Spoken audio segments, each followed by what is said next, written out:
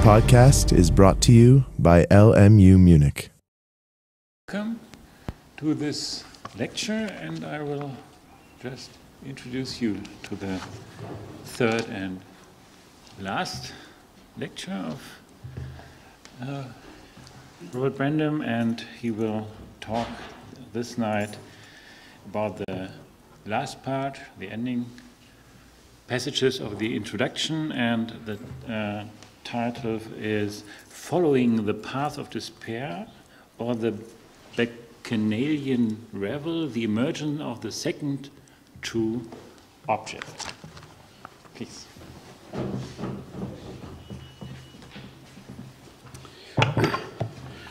Well, I know that those of you who have stayed with me this long are really serious about this stuff, so I appreciate it.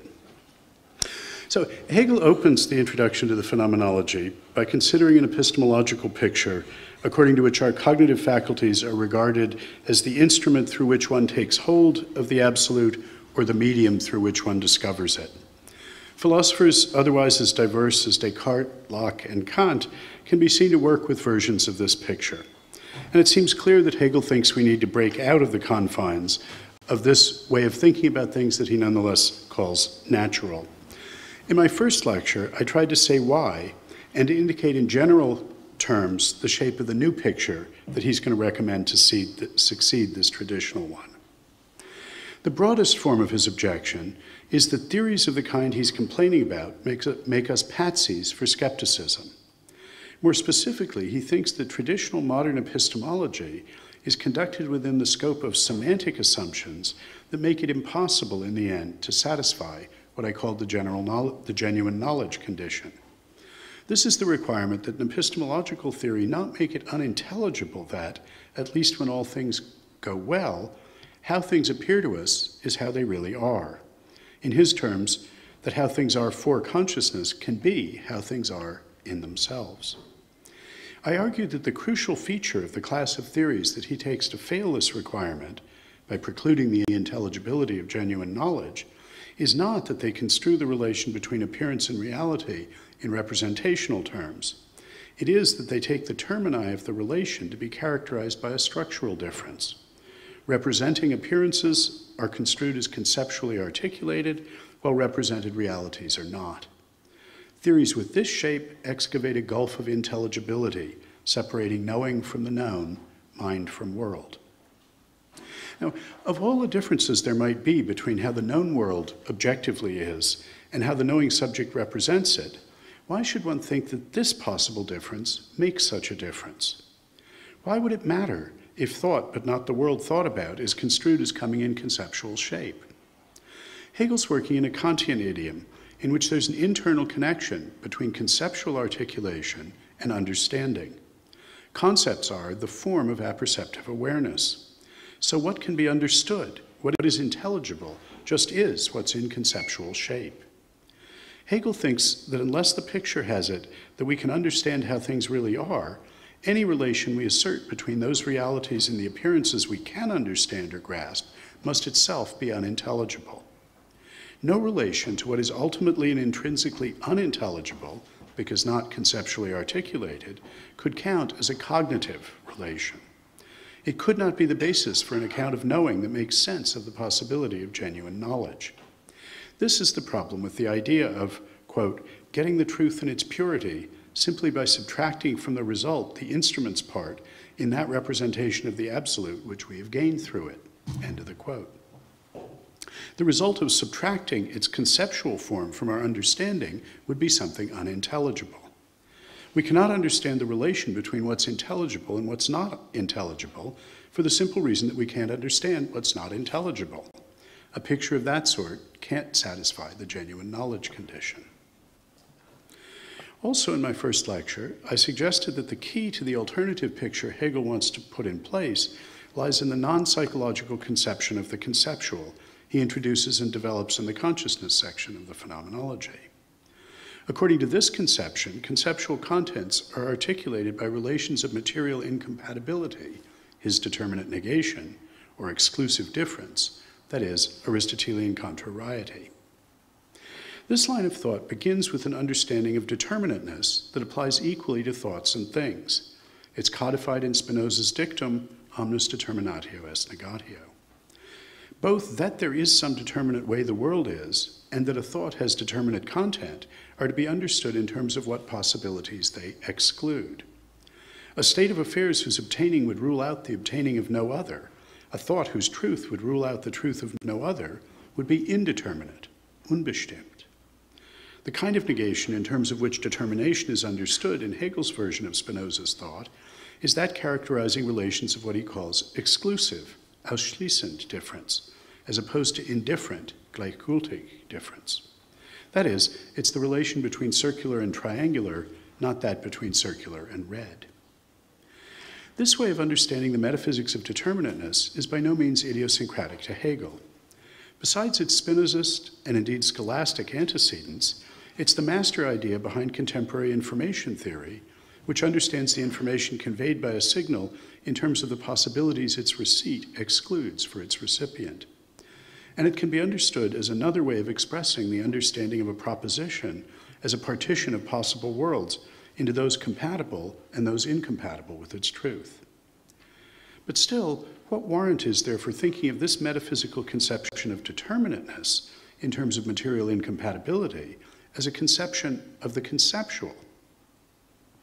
Justifying that identification requires giving an account of two defining characteristics of the conceptual. First, one must show how to justify in its terms the Kantian identification of intelligibility in terms of conceptual form, by saying what it is to grasp or understand something that is in conceptual form, in this sense of conceptual form. Second, one must show how what is conceptually contentful in this sense also exhibits representational purport. These correspond to the two dimensions of intentionality I distinguished last time, that intentionality and of intentionality, what one can think and say, and what one would thereby be thinking or talking about. My second lecture addressed exactly these two issues. Starting with the notion of conceptual contents as articulated by relations of material incompatibility, it showed both what one must do in order thereby to count as cognitively grasping such contents, and how doing that amounts to practically acknowledging the representational purport of those contents. Grasping or understanding a conceptual content is engaging in a process of experience. This is Hegel's successor conception to Kantian apperception. For Kant, what one must do in order to apperceive, to be cognitively aware, is to judge. Judging, in turn, is understood as rationally integrating a commitment into a developing whole that exhibits the distinctive synthetic unity of apperception. That unity is a rational unity, with critical, ampliative, and justificatory dimensions corresponding to the normative obligation to extrude materially incompatible commitments, acknowledge material consequences, and assess justificatory credentials. The contents commitments must possess in order to be subject to these rational normative obligations must accordingly stand in relations of material incompatibility and consequence to other such contents.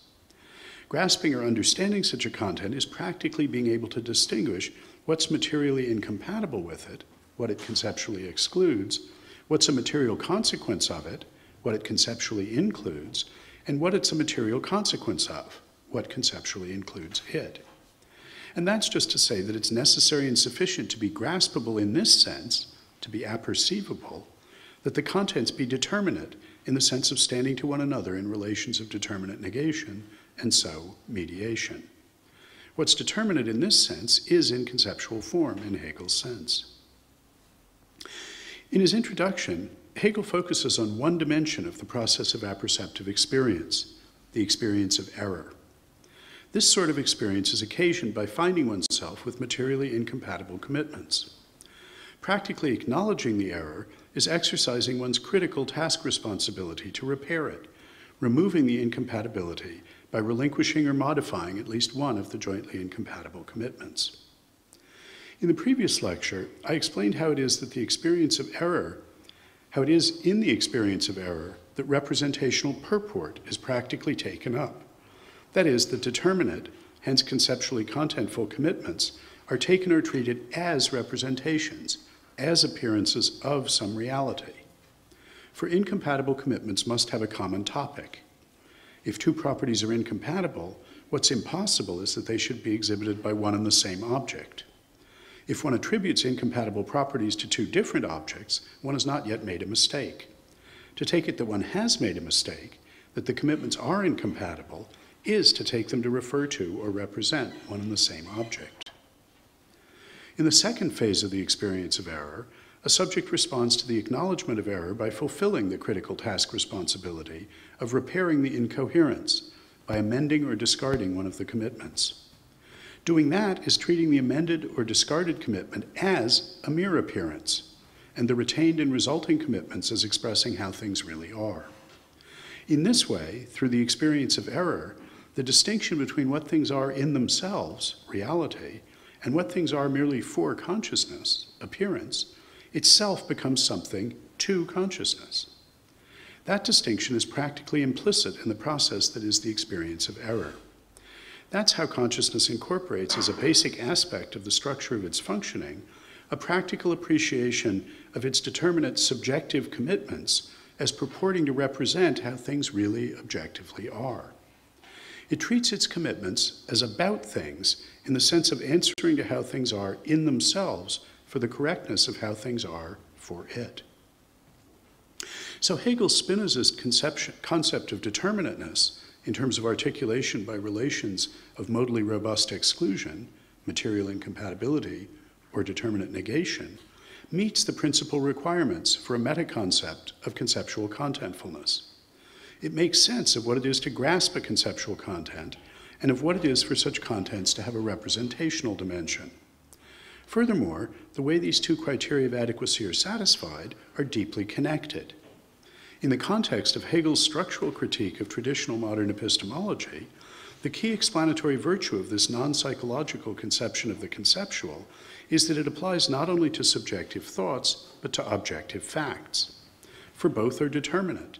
They're determinate ways consciousness takes things to be, and they're determinate ways things are.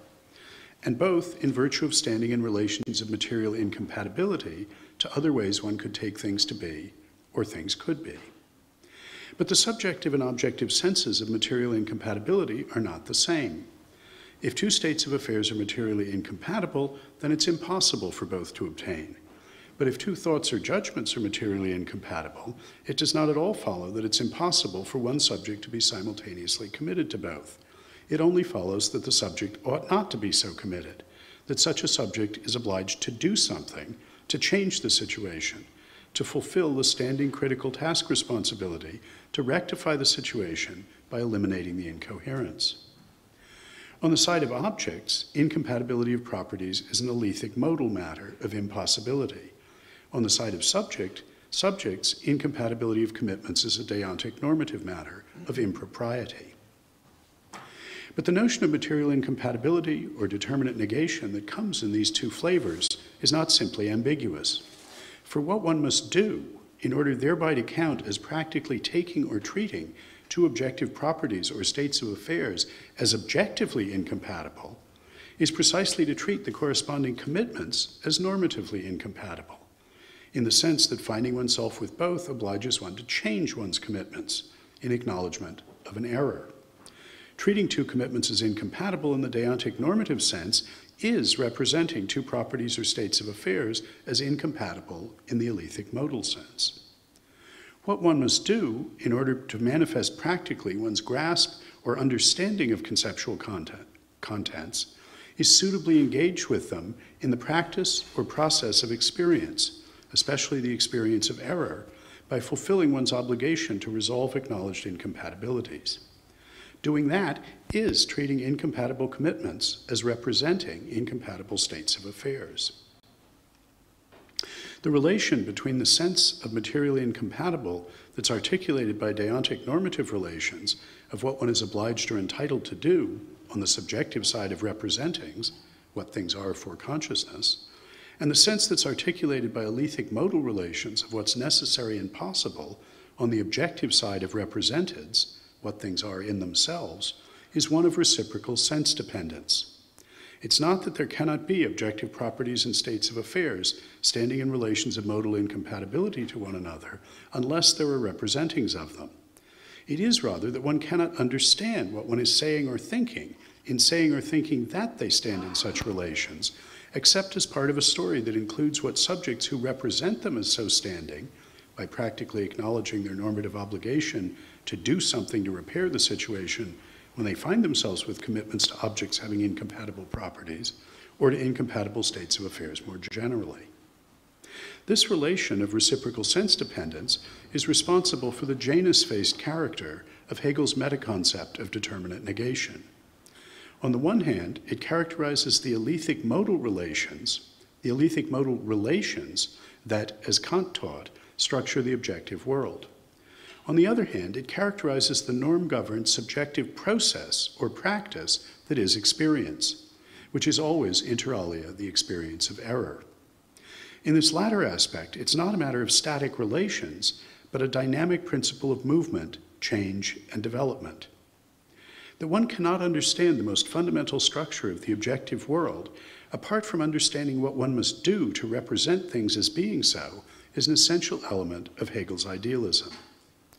One can put the point by saying that objective substances no less than subjects, things no less than thoughts, as determinate, are essentially conceptually structured.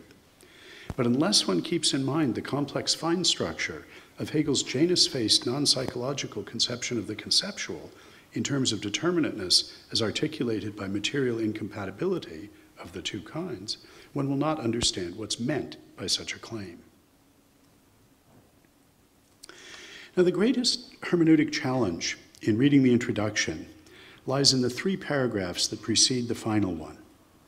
For here, Hegel makes 2 claims that are surprising enough to be worth quoting at length, and you'll find these on the handout. The first is introduced with the observation that we've put ourselves in a position to understand that in the experience of error, the subject, consciousness, quote, is consciousness of what is to it the true, and consciousness of its knowledge of this truth. Since both are for consciousness, consciousness itself is their comparison. Whether its knowledge of the object corresponds or fails to correspond with this object will be a matter for consciousness itself. End of the quote. The subject assesses the material compatibility of its commitments, exercising its critical rational task responsibility as a judger. Where an incompatibility is found, a choice must be made. One commitment can still be endorsed as presenting how things really are, in themselves, but then others must be unmasked as mere appearances. They're now implicitly or practically treated, that's the to it, as only presenting how things are for consciousness. Recall here the crucial distinction, which as I pointed out in the second lecture, Hegel marks grammatically between what things are implicitly to consciousness, uses the dative ihm, and what they are explicitly for consciousness. In the example from the last lecture, seeing its behavior when the half-immersed stick is fully removed from the water, the subject discards her commitment to its being bent and substitutes a commitment to its being straight. It's only slightly hyperbolic to say that the consciousness that is the subject of this experience is their comparison. Quote, Hegel says, something is to it the in itself, but the knowledge or the being of the object for consciousness is to it still another moment. It's upon this differentiation, which exists and is present at hand, that the examination, the Prüfung, is grounded. And if, in this comparison, the 2 moments do not correspond, then it seems that consciousness will have to alter its knowledge in order to bring it into accord with the object. End of the quote.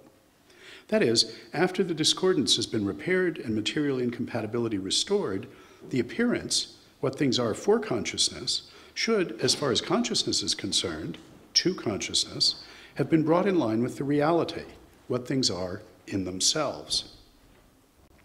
But that's not how Hegel wants us to understand and talk about what happens in such experience.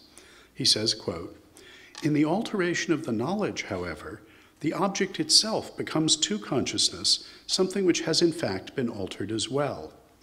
For the knowledge which existed was essentially a knowledge of the object.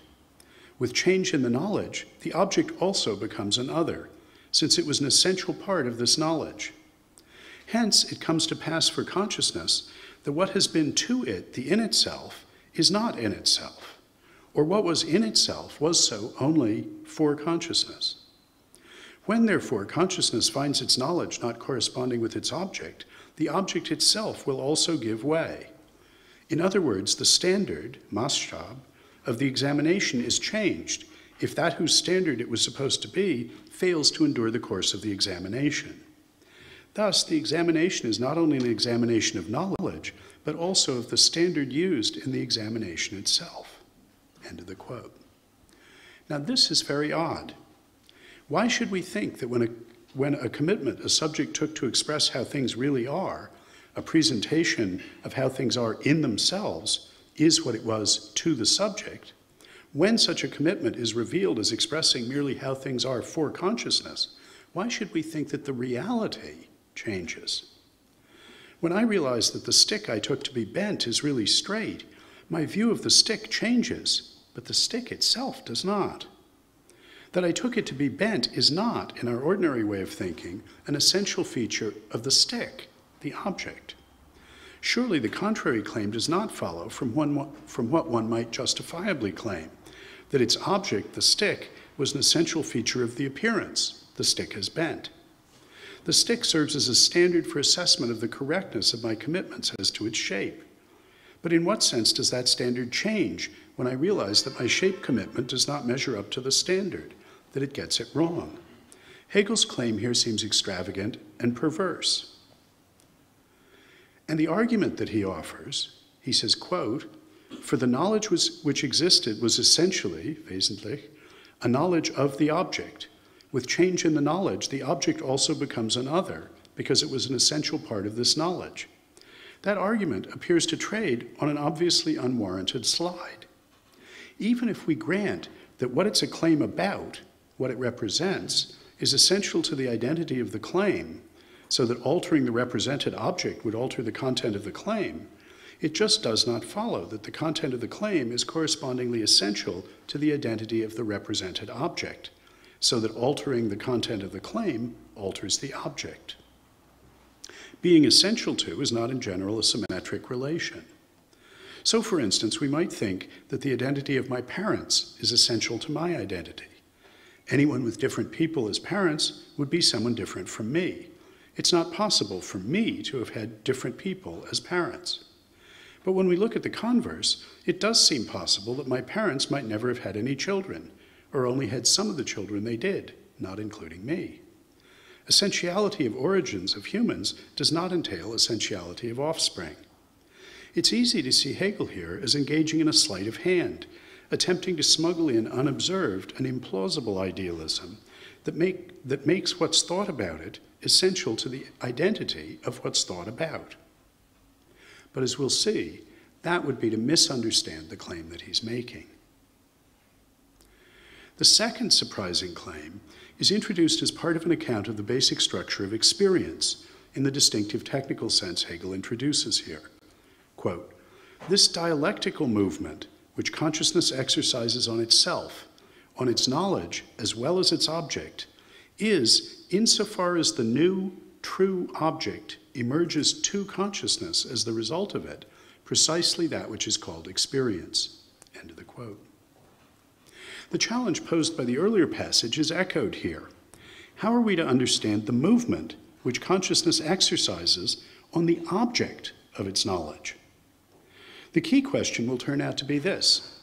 When commitment to the stick as bent is discarded and replaced by commitment to the stick as straight, what exactly is the new, true object?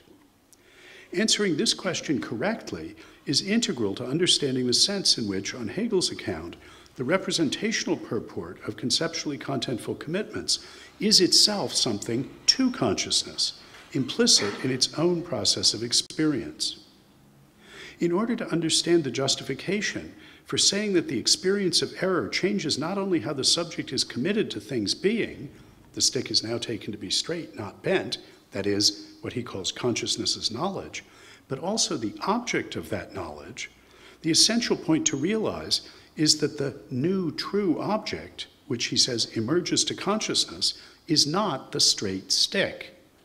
After all, it didn't change. It was straight all along.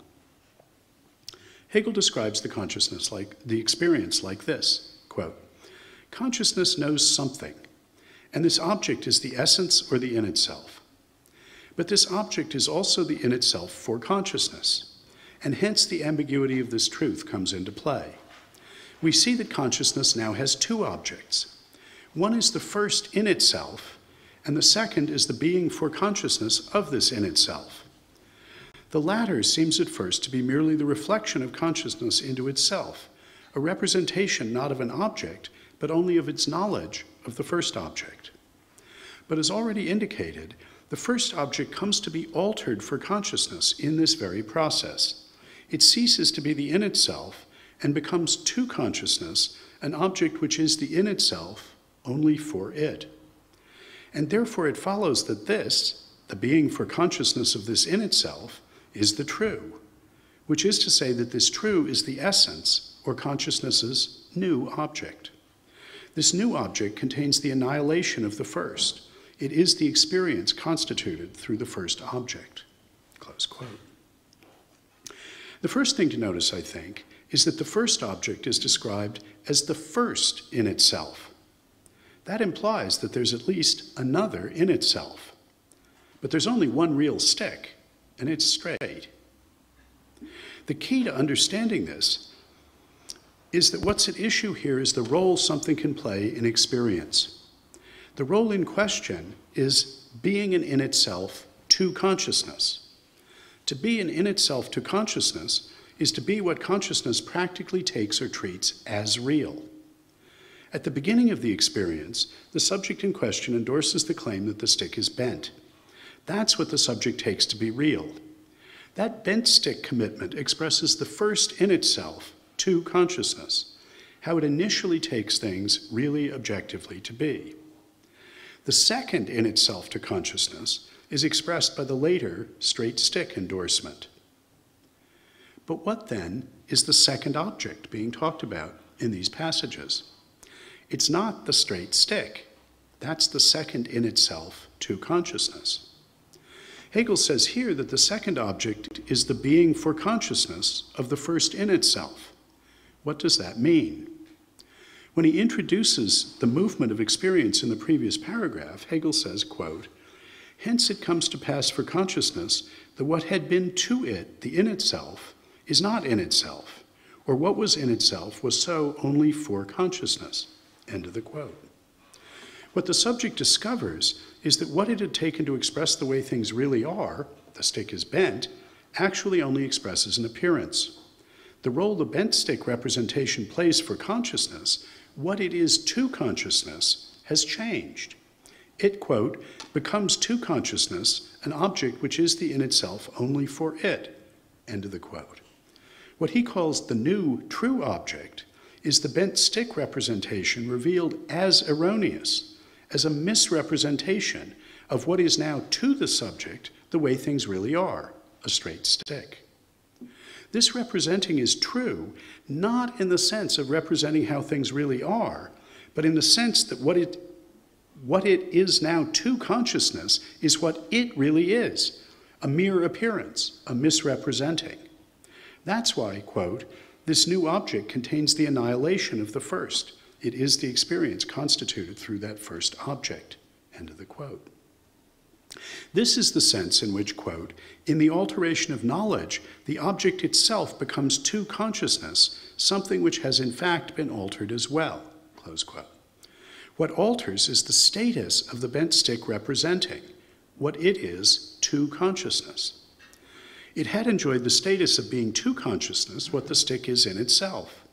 But now its status has changed to being to consciousness only what the stick was for consciousness, an appearance. Understanding that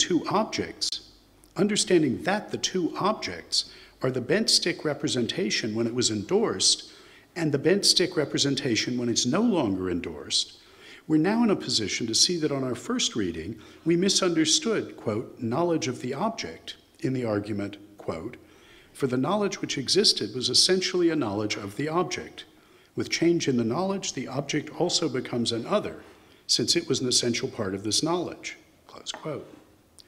What is knowledge to consciousness is what's endorsed, what the subject practically or implicitly takes to be how things really are.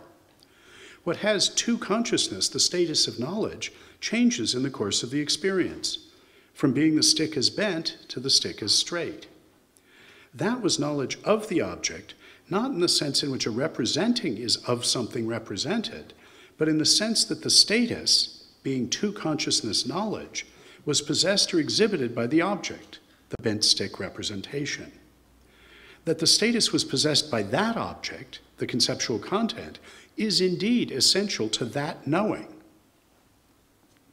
When the status attaches to something else, a straight stick representation, it is in a straightforward sense a different knowing.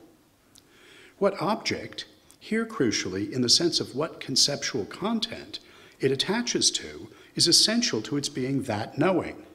Altering the knowing by endorsing a different incompatible content alters the status of the original content, and so alters what he calls the object associated with the original knowing. Its status changes from being a conceptual content that's endorsed to being one that's rejected. Now, I think Hegel could have usefully avoided confusion here, either by not introducing this new sense of object of knowledge to mean not what's represented by the knowledge, but the conceptual content of the knowledge, or by explaining that that's how he's using the term in this passage. But he doesn't help us out with that.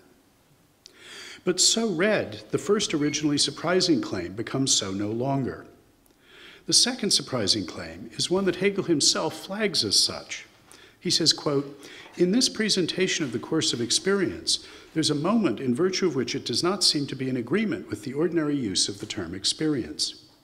This moment is the transition from the first object and the knowledge of that object to the other object." Now remember, I'm saying the first object is the bent stick representation as endorsed, and the second object is that same bent stick representation as rejected. Although it's said that the experience is made in this other object, here the transition has been presented in such a way that the knowledge of the first object, or the being for consciousness of the first in itself, is seen to become the second object itself. By contrast, it usually seems that we somehow discover another object in a manner quite accidental and extraneous, and that we experience in it the untruth of our first concept. What would fall to us on this ordinary view of experience is therefore simply the pure apprehension of what exists in and for itself. From the viewpoint of the present investigation, however, the new object shows itself as having come into being through an inversion of consciousness itself. He wants us to focus on the activity of deciding to reject the bent stick representation and accept the straight stick one. So here Hegel is explicitly acknowledging that there's a danger of being misled by the way he has described the experience of error. He explicitly confirms the reading I've been offering. The second, the new true object, is, he says, quote, "the being for consciousness of the first in itself." The inversion of consciousness is the change in status of the stick is bent propositional conceptual content from being endorsed as reality to being rejected as mere appearance. His surprising claim is that this element of experience, the unmasking of what one had taken to present reality as it is in itself, as in fact a mere appearance, a representation that's a misrepresentation, that's the centrally important aspect of experience, not the new perception that leads one to endorse the claim that the stick is straight. That new object, that is, the conceptual content we're led to endorse, indeed prompts the experience of error. But if we focus on the event that contingently occasions the process that is the experience, he's saying, we'll miss what's necessary and essential to that process as he wants us to understand it. This new way of thinking about experience that he's recommending is really the major point of the whole introduction. It's what makes possible the sort of narrative that occupies the rest of the phenomenology. Focusing on the distinctive inversion of consciousness by which what was to the subject the way things are in themselves is unmasked as merely how things were for consciousness, that movement is what will give us, Hegel's readers a phenomenological insight that's not part of the experience of error of the phenomenal consciousness we're considering. The passage I was just reading continues, quote, "This way of observing the subject matter is our contribution. It does not exist for the consciousness which we observe. But when viewed in this way, the sequence of experiences constituted by consciousness is raised to the level of a scientific progression." End of quote. This shift of perspective, this way of understanding the emergence of the second new true object, is what makes possible the science of the experience of consciousness, which, remember, was the working title with which Hegel began the project of writing that would become the phenomenology. The particular commitments, acknowledgement of whose material incompatibility initiates a process of experience, are contingent. What is necessary about that process is the acknowledgement of error and the subsequent disillusionment that it leads to.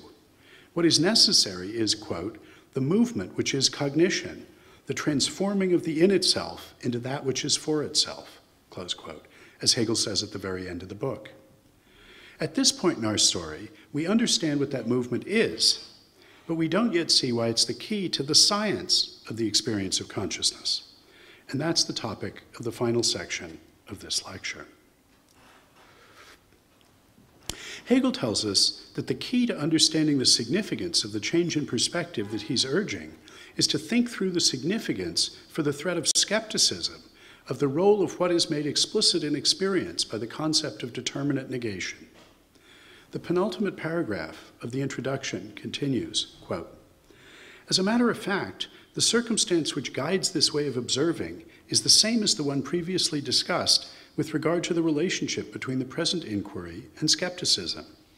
In every case, the result which emerges from an untrue mode of knowledge must not be allowed to dissolve into an empty nothingness, but must of necessity be grasped as the nothingness of that whose result it is, a result which contains what is true in the previous knowledge.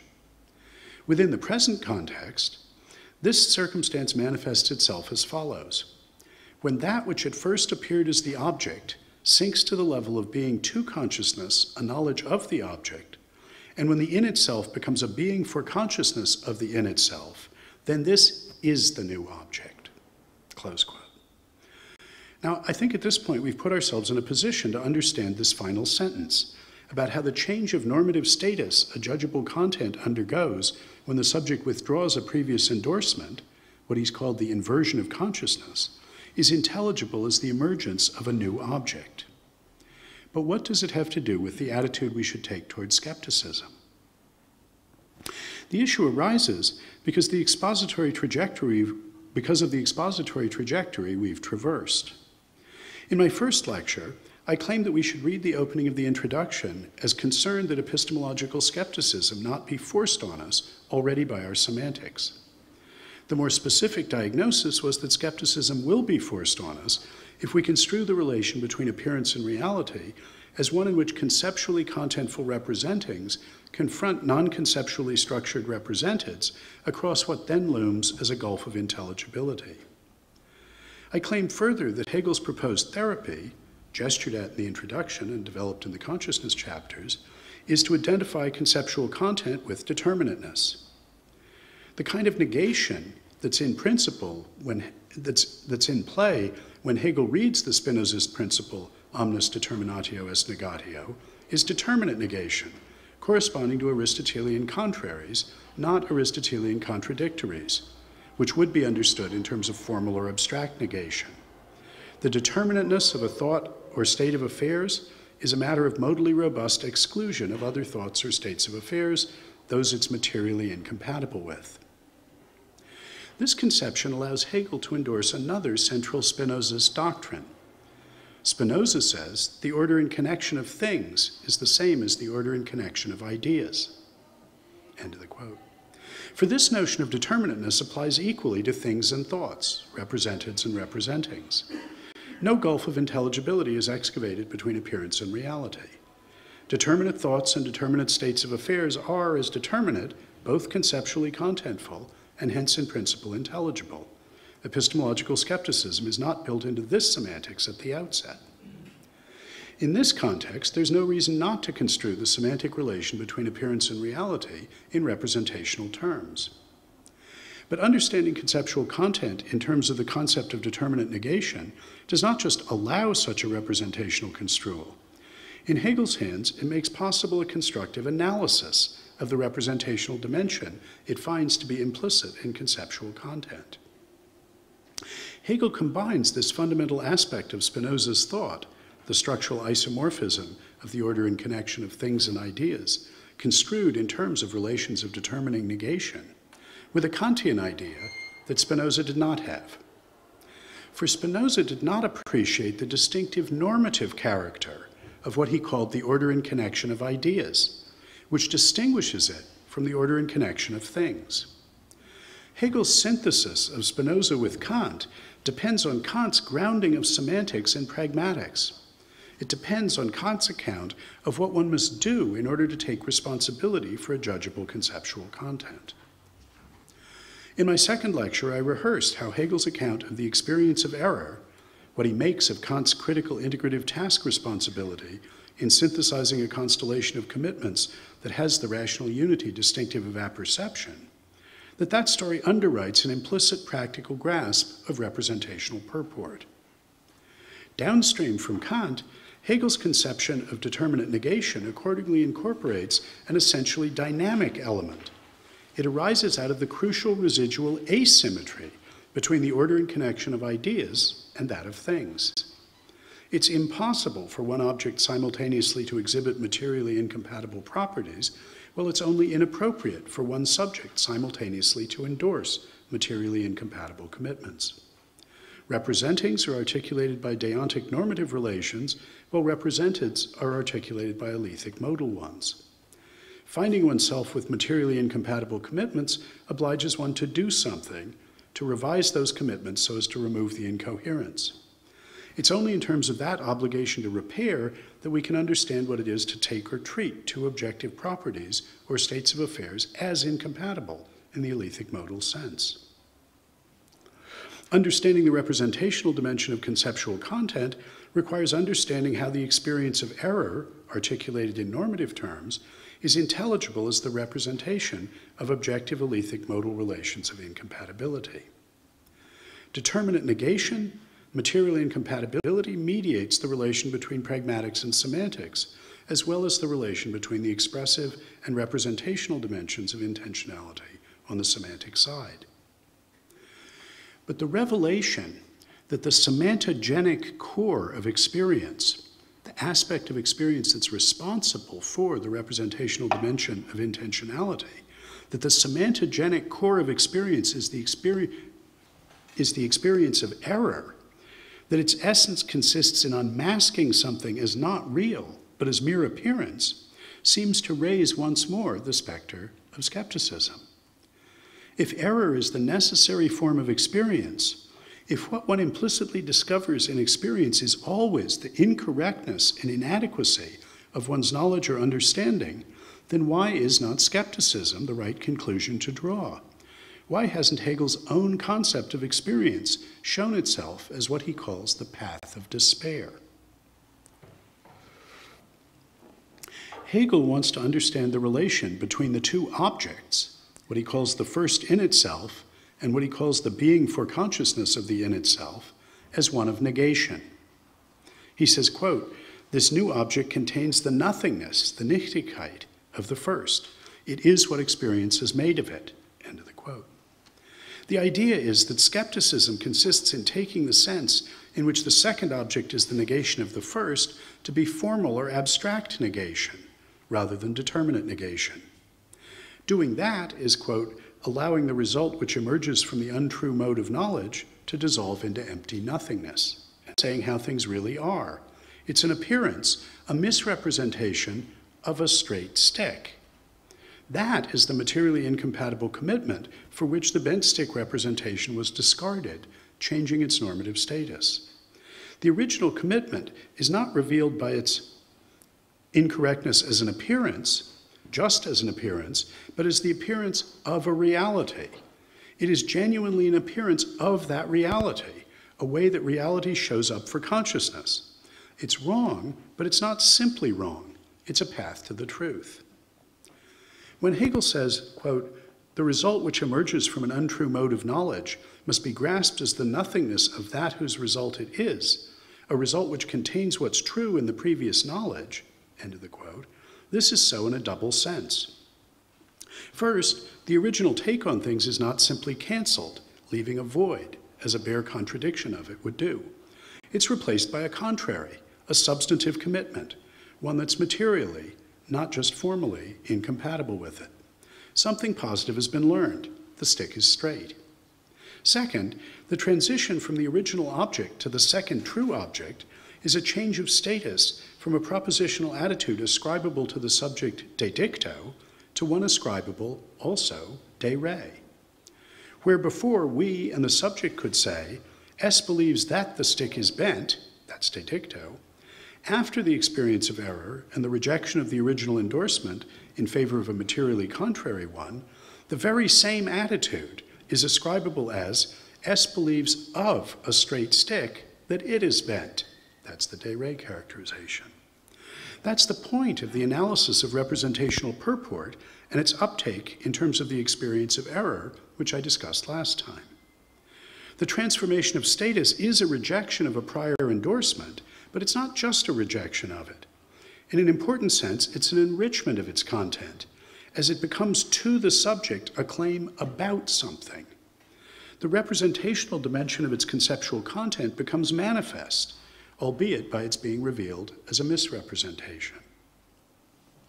As we saw in the first lecture, the unintelligibility of this representational dimension is characteristic of the semantically rooted epistemological skepticism that Hegel diagnoses in the opening paragraphs of the introduction. It's no surprise at this point to learn, then, that skepticism's characteristic defect is a failure to appreciate the role of determinate negation in extracting consequences from the experience of error. He says, quote, "The presentation of untrue consciousness in its untruth is not a merely negative movement, as natural consciousness one-sidedly views it. And a mode of knowledge which makes this one-sidedness its basic principle is the skepticism which sees in every result only pure nothingness and abstracts from the fact that this nothingness is determinate, that it's the nothingness of that from which it results. In fact, it's only when nothingness is taken as the nothingness of that, of what it comes from, that it is the true result. For then nothingness itself is a determinate nothingness and has a content. The skepticism which ends up with the abstraction of nothingness or with emptiness cannot proceed any further, but must wait and see whether anything new presents itself to it, and what this is, in order to cast it into the same abysmal void. But if, on the contrary, the result is comprehended as it truly is, as determinate negation, a new form has thereby immediately arisen." End of that long quote. Only from the point of view he is recommending can we make sense of the fact that in each experience of error, something positive is learned.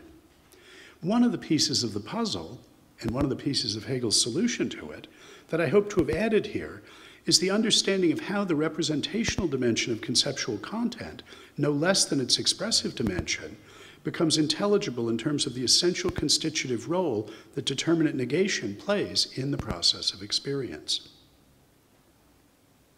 Nonetheless, we can still ask, why doesn't Hegel's account of experience as the experience of error, as the unmasking of what we took to be reality as appearance, as the revelation of what was to subjects the way things are in themselves, its revelation as merely being what they are for consciousness, why doesn't that provide exactly the premise needed for a fallibilist meta-induction? The fallibilist meta-induction is the inference that starts with the observation that every belief we have had or judgment we've made has eventually turned out to be false, at least in detail. And it concludes that every belief or judgment we ever will or even could have will similarly eventually be found wanting, if we but subject it to sufficient critical scrutiny. Early on in the introduction, Hegel tells us that this skeptical conclusion is a natural one for those who have not yet learned the lessons he is teaching us. He says, quote, "Natural consciousness will show itself to be merely the concept of knowledge, or unreal knowledge. But since it immediately takes itself to be real knowledge, this pathway has a negative significance for it. And what is actually the realization of the concept is for it rather the loss and destruction of itself, for on this road it loses its truth. The road may thus be viewed as the path of doubt, or more properly, as the path of despair. This road is the conscious insight into the untruth of phenomenal knowledge." Close quote. What one needs to learn to see that this is the wrong conclusion is the central semantic significance of the experience of error for the intelligibility of the representational dimension of conceptual content. But to understand the positive significance of the unmasking of commitments as determinately mistaken, as misrepresentations since corrected, a substantive new conception of truth is required. That conception is developed in the body of the phenomenology and only hinted at in the introductory material. It is foreshadowed, however, already in the preface. He says, quote, "Truth includes the negative also. What would be called the false if it could be regarded as something from which one might abstract? The evanescent must, on the contrary, be regarded as essential, not as something fixed, cut off from the true. Appearance is the arising and passing away that does not itself arise and pass away, but is in itself and constitutes actuality and the movement of the life of truth." End of the quote. Instead of thinking of truth as an achievable state or process, Hegel wants us to think, as an achievable state or status, Hegel wants us to think of it as a characteristic of a process, the process of experience, in which appearances arise and pass away. They arise as appearances taken as veridical, ways things are for consciousness that are endorsed as how they are in themselves. When they're found to be materially incompatible with other commitments in the experience of error, some are rejected, a transformation of status that is the arising of the second true object. The appearance as a misrepresentation. It's becoming to consciousness only how things are or were for consciousness. This process of weighing the credentials of competing commitments to determine which should be retained and which altered so as to remove local material incompatibilities is the process by which we find out more about how things really are. That passage from the preface continues with a famous image. He says, quote, "The true is thus a bacchanalian revel, with not a member sober. Yet because each member collapses as soon as he drops out, the revel is just as much transparent and simple repose." End of quote. The truth is a vast bacchanalian revel, a drunken party. The revel is the restless elbowing of commitments discovered to be incompatible. Those that drop out are those that undergo the transformation of experience and are rejected in order to maintain the rational homeostasis that Hegel identifies as a state of simple repose. The party continues in its movement and development because the place of those that fall away is immediately taken by other commitments. This axial passage from the preface continues in a way that introduces three themes with which I want to end my discussion. Quote, "Judged in the court of this movement, the single shapes of spirit do not persist any more than determinate thoughts do, but they are as much positive and necessary moments as they are negative and evanescent. In the whole of this movement, seen as a state of repose, what distinguishes itself therein and gives itself a particular existence is preserved as something that recollects itself, whose existence is self-knowledge, and whose self-knowledge is just as much immediately existence." End of the quote. First, the truth process, whose structure is that of the experience of error, is the process by which conceptual contents develop and are determined. It's not just the process by which judgments are selected, but also the process by which concepts evolve. It's the process in and through which more and more of how the world really is, what is actually materially incompatible with what, in the objective alethic sense, becomes incorporated in material incompatibilities deontically acknowledged by subjects. For one's response to the acknowledged incompatibility of two commitments one finds oneself with often is to adjust one's commitments concerning what's incompatible with what, and so what follows from what. If my initial concept of an acid obliges me to apply it to any liquid that tastes sour, and applying it commits me to that liquid turning litmus paper red, I might respond to a sour liquid that turns litmus paper blue, and the incompatibility of those two color commitments, not by rejecting either the perceptual judgment of sourness or the perceptual judgment of blue, but by revising the norms that articulate the concept. I might, for instance, take it that only clear liquids that taste sour are acids, or that cloudy acids don't turn litmus paper red. It's because and insofar as they inherit the result of many such experiences of error that the normatively articulated conceptual contents that subjects acknowledge and deploy track the objective modal conceptual articulation of the world as well as they do. That's why the experience of error is a truth process. The second point is that Hegel's invocation of recollection, Erinnerung, to which he returns at the very end of the phenomenology, is a gesture at the third phase in the experience of error. We've already considered the first two. Acknowledging the material incompatibility of one's commitments and revising one's commitments, including those concerning what's incompatible with what, so as to repair the discordance. What Hegel calls recollection is a subsequent, retrospective, rational reconstruction of the extended process of experience that has led one's current constellation of commitments. What's reconstructed is a sequence of episodes, each of which exhibits the three-phase structure of acknowledgement, repair, and recollection of materially incompatible commitments one has endorsed.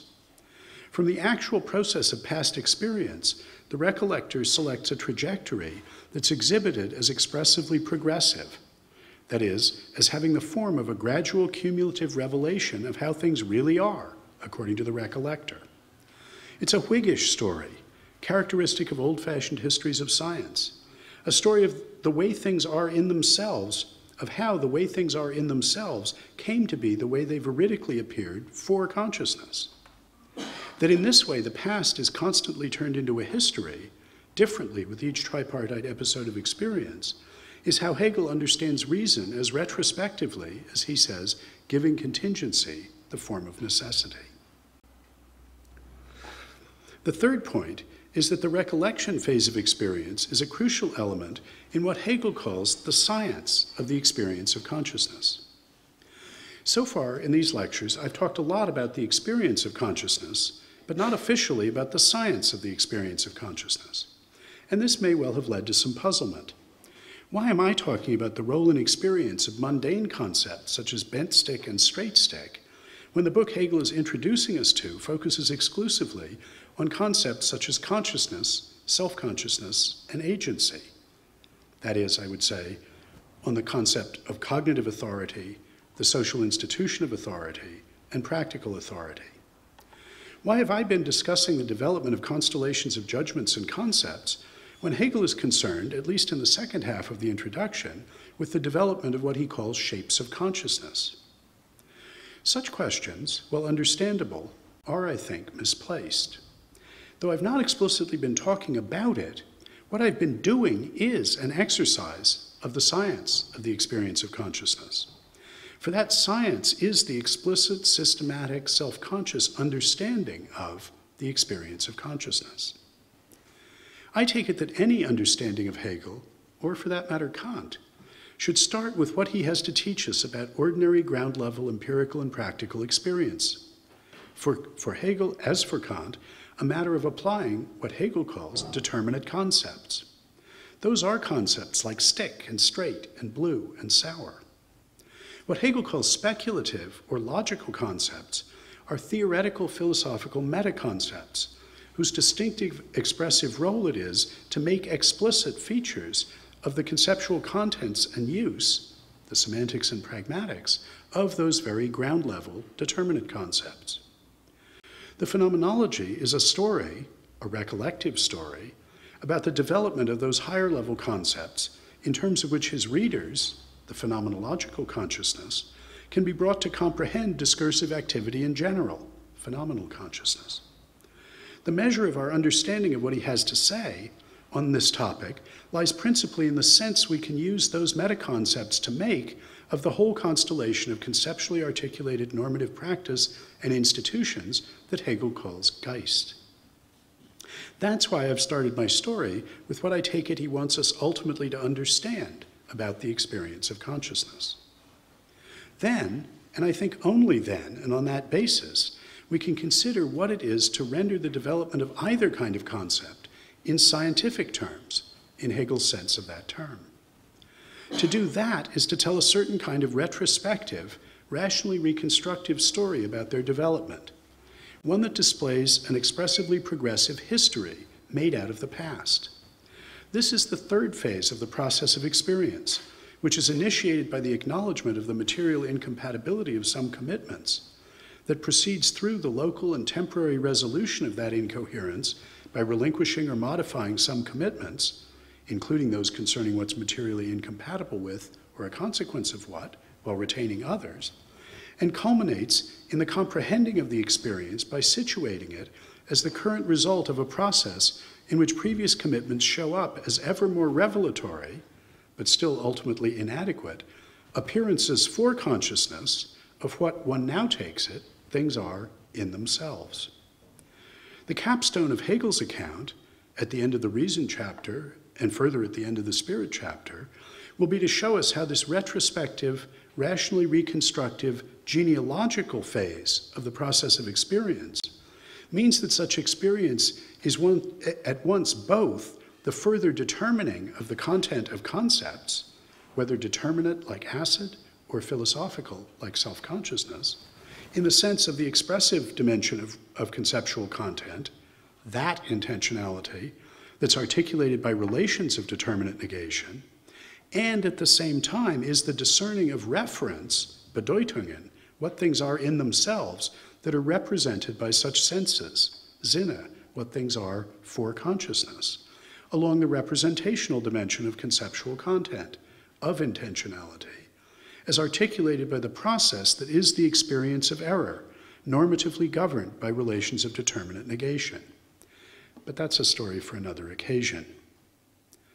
Hegel thinks that the only form of theoretical comprehension of the conceptual and representational content of a concept can take is such a genealogy of a process of experience by which it's determined.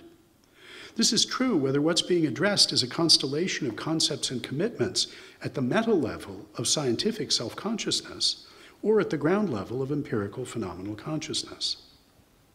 That's why he assimilates them in the preface passage that I've just been considering. He says, quote, "Judged in the court of this movement of experience, the single shapes of spirit, at the meta level, do not persist any more than determinate thoughts do at the ground level. But they are as much positive and necessary moments as they are negative and evanescent," close quote. A proper meta-level account of the experience of self-consciousness is a science of the experience of ground-level consciousness. The phenomenology itself recounts the experience of the science of the experience of consciousness, the process by which meta-concepts he takes to be adequate to comprehend explicitly the process of experience are themselves developed and determined. We see Hegel asserting that the shapes of error, that the experience of error as here described is also the mechanism whereby new shapes of consciousness arise, in a passage we're now in a position to read and understand. He says, quote, "When that which at first appears as the object sinks to the level of being to consciousness, a knowledge of the object, and when the in itself becomes a being for consciousness of the in itself, then this is the new object. And with this new object, a new shape of consciousness also makes its appearance, a shape to which the essence is something different from what was the essence to the preceding shape. It is this circumstance which guides the entire succession of the shapes of consciousness in its necessity.